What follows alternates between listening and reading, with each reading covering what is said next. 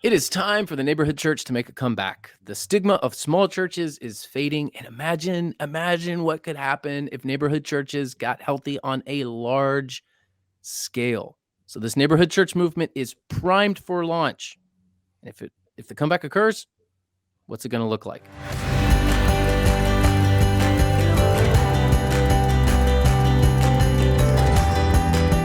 So we kind of teased this in our last episode, Dad. We discussed The how megachurch episode, we teased about what's going to be the next growth. Yes. we basically said the megachurch movement is fading, not dead, but fading. And we kind of prompted people, all right, if the megachurch movement is fading and the kingdom of God is going to continue working, what might take its place? What other movement could come along? I believe it's the neighborhood church movement, and I'm excited about it. And you let off with a word that I just don't. I'm uneasy with the word imagine. Imagine. Yeah. Well, there's a John Lennon. It was John terrible. Lennon song about atheism. It's terrible. Yeah, I know. Read And the. we heard it at Christmas time. I get the tunes okay. The lyrics are horrendous. They are. I mean, Imagine it's there's just no heaven. self-absorbed, pretentious. It's one of the most pretentious songs ever written. But that was John Lennon. True.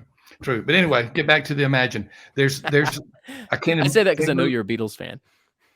Yeah, well, I totally agree with you. But that wasn't the Beatles. That was John Lennon. Right. Yes. I do know that. I do know that. That was post the group. So we got this neighborhood church movement, and I don't think anyone has looked at it to the degree, at least through the lens of a practitioner like you have, Sam. It's kind of like your contribution to the whole idea of attendance and frequency. This is one of the areas that you have been watching, and you have been living it because you are in a neighborhood church. So yours is not just research, yours is living it out day by day. Yeah, I have to admit, I don't know that I would have landed here as a researcher unless I would have just been thrown into a neighborhood church via calling. Right. Because these churches are off the radar. And I will say this, I am hopeful, but it's not certain. I'm not predicting this will happen. I'm saying it should happen, that these churches are primed for a launch. But in order to launch, they're going to have to do some stuff. They need to hit that big red button. And if they don't hit the big red button, they're not going to launch. So we need some changes. We need to start moving. We need to start doing God's work. And then I think we're going to see a movement form. But it's certainly not for certain. Let's go to a definition. We might be assuming that everybody knows what we're talking about when we call it a neighborhood church. But what is the definition of a neighborhood church? Yes. And now I think neighborhood churches I think they're the largest of any one category of kinds of churches. I think that depending upon how you classify them, you're right. Yeah. Because you could have a small town church that is a neighborhood church and a small town church at the same time. Yeah, neighborhood churches can be found in suburbs, they can be found in small towns, and they can be found in urban areas as well. Correct. So it's the one kind of church that you can really find everywhere, but not every church is a neighborhood church. So if you're a large single-site church that's at the intersection of two interstates, and you've got 200 acres, you're not a neighborhood church. And if you're a rural church off a state highway, you're not in a sparsely populated area. In a sparsely populated area, yeah, you're not a neighborhood church. Now, we need churches of all kinds doing ministry in any number of ways. But a neighborhood church, typically, at least in the United States, was many of these were mission churches, as they were called back in the day. We wouldn't say church plants, in the 30s, 40s, 50s, and 60s. But these mission churches, as the baby boom occurred post-war, there was a lot of churches planted in what became growing neighborhoods just outside of major urban areas. And obviously that movement continued, that model continued for really several years. And then, things changed in the 70s, 80s, and 90s, and the mega church movement became the thing. And we talked about that in our last episode. So these neighborhood churches often carry the same name as the neighborhood. Hey, Azalea, that's the church where, that's my home church, the church where you were the pastor. Oh, let's go back even more so, Sam. Let's go back to 1980, maybe February 23rd, 1980. That's the day I was born. That's the day you were born. On the day you were born, you became not a member because of the ecclesiology would not have allowed it, but you became a part of the Golden Springs Baptist Church. Golden Springs is a neighborhood. It is a neighborhood on the, I'm trying to remember my geography. Let's just say on the outskirts of Anniston, Alabama. Anniston, Alabama is not a large city. The Anniston Oxford area is a larger town, just put it that way. But this church, Golden Springs, was started by the Parker Memorial Baptist Church in downtown Anniston, Alabama. And you were thrust right into that neighborhood church in its growing and glory days. Jobson used to, we called her by her last name, used to rock you. And the neighborhood church called Golden Springs. Well, I'm very grateful to Jobson, but I have zero memories from. Oh, she was Golden an Springs. incredible lady. Yeah, but we left short. We left when I was what, 2? I don't even remember. We left when you were 4. When you were 4.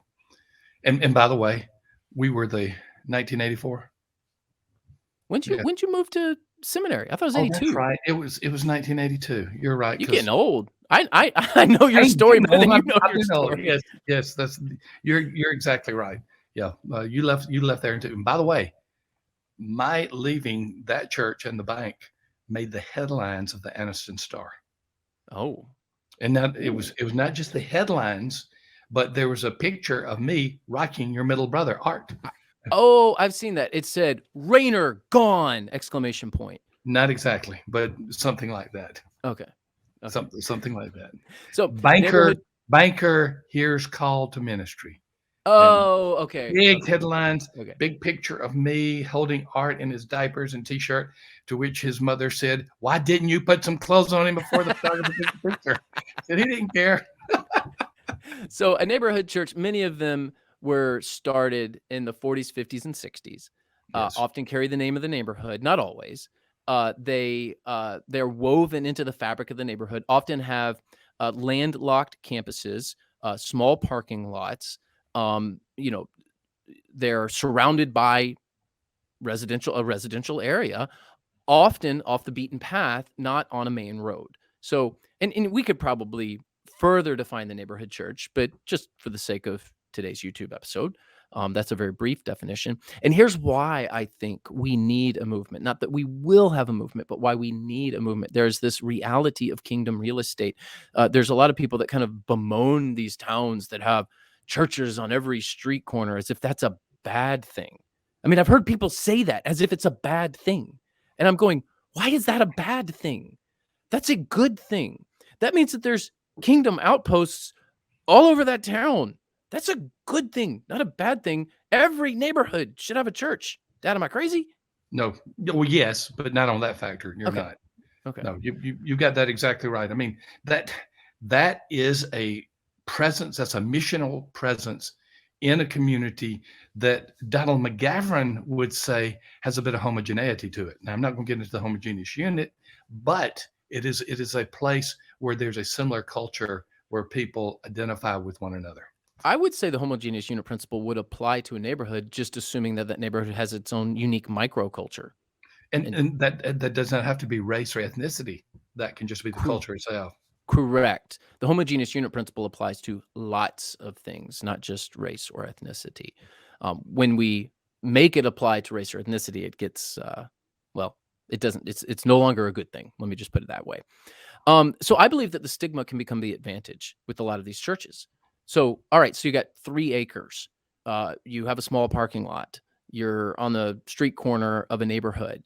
I view that as potential. Now, in our last episode, we talked about how people aren't driving nearly as far to go to church, that most people are going to drive 6 to 15 minutes to go to church, and that's about it. And that the vast majority of people would never even think about driving more than 30 minutes to a church. So if you are that church on that street corner and you have a lot of people around you, that's to your advantage. So let's take this stigma of a church on every street corner and make it the advantage. And I think that that's something that can benefit the kingdom of God going forward. I also think that fostering and adoption are going to become more common. Dad, do you want to give a brief definition of each of those? Well, adoption means when a church brings another church into its family. I love that definition better than I love the definition of acquisition or merger because that does not have the familial sound to it. So when one church says, we want to bring you into our family, yes, you're going to be under the leadership of our family, but essentially it becomes another campus of a church. Fostering means that you're helping another church. You may end up adopting them, you may not, but you're going through a season where you help them. So in both of those cases, it is something that I think is very helpful. Yeah, and I also think that community revitalization is also going to accompany church revitalization. So the community, in many cases, the neighborhood, in many cases, is going to be revitalized alongside the church, and the church is going to be a key part of the community revitalization. So there's a lot of things that happen hand in hand with these neighborhood churches. As neighborhood churches get healthier, neighborhoods get healthier, and a lot of Exactly. communities and these neighborhoods that need to be revitalized, the thing that they're missing and the reason that they're not being revitalized is a stronger church presence. So I think that this movement is very much needed.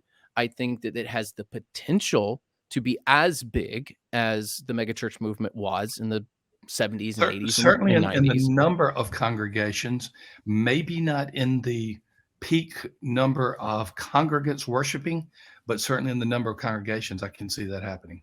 Yeah. So number of congregations, which would be far greater than the number of megachurches. I mean, Yes. by a factor of 10 and 20 and 100 potentially. Yes. And perhaps even greater impact, because it's geographically so spread out. So we'll see. I hope that it happens. I hope that it happens. So do you lead a neighborhood church? Love to hear from you. What are your thoughts? What did this ring anything and ring any bells? Is that a phrase? Did it ring any Yes. bells? Mhm. Okay. Sometimes you get your bell rung. That's not a good thing. But I guess if it rings bells, Your metaphor is fine. okay, very good. We also want to give you a 30-day trial, free 30-day trial to our silver membership. We've got a link below, so check that out, churchanswers.com/free. No risk, so give us a try. We'd love to see you in our community of 1,800 church leaders. Like this video, hit subscribe if you want to see more content from us. That way it can pop up in your YouTube feed. And visit us at Church Answers, churchanswers.com, where we are growing healthy churches together.